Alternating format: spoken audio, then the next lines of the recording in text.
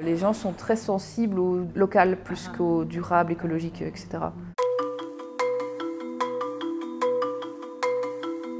J'ai toujours été très sensibilisée aux questions écologiques grâce à mes parents. Et donc ça fait simplement partie de mes valeurs profondes et je trouve ça logique, juste en regardant autour de soi, en fait, de travailler de manière durable.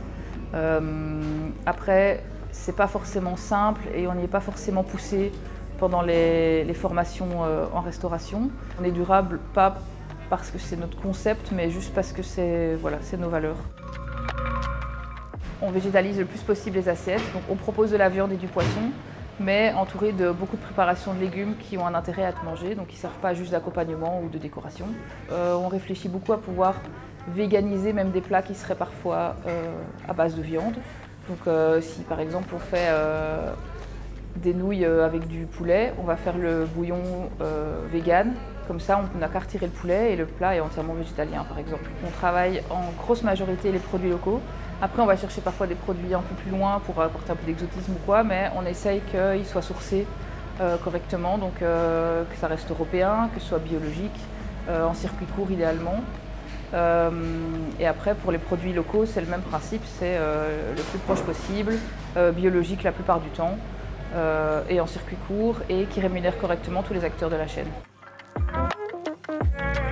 C'est bien d'aller à la ferme, mais devoir aller à la ferme toutes les semaines, soi-même, voire même faire plusieurs fermes en fait, quand on ajoute ça déjà aux heures qu'on fait au restaurant, en fait, dans la durée, c'est compliqué, ça peut être un gros frein. Il y a des chouettes structures comme nous, on travaille avec Agricovert par exemple, qui est une coopérative de producteurs et consommateurs qui centralise tous les produits, où il y a un e-shop, où il suffit d'aller chercher une fois par semaine, voilà.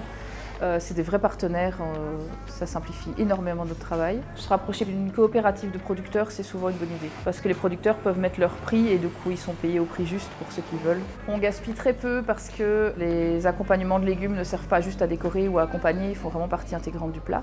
Donc les gens mangent en entier les assiettes. Au niveau des défis, je dirais, comme on respecte la saisonnalité des produits, mine de rien, il y a une saison où en fait on n'a plus de produits, on n'a plus de légumes. Donc, je sais qu'il y a des restaurateurs durables qui arrêtent même de travailler parce qu'en fait on n'a plus rien à proposer. L'autre défi, c'est que j'ai besoin de plus de monde, en tout cas pour travailler, pour des mises en place, et c'est plus de boulot que voilà, juste arriver et même, je sais pas, pouvoir couper des poireaux qui sont propres versus devoir passer 20 minutes à les nettoyer parce qu'ils sont couverts de terre, ça a un coût aussi. On a besoin de plus de main d'œuvre que pour un restaurant classique qui va ouvrir des sachets et les mettre dans des boîtes, quoi.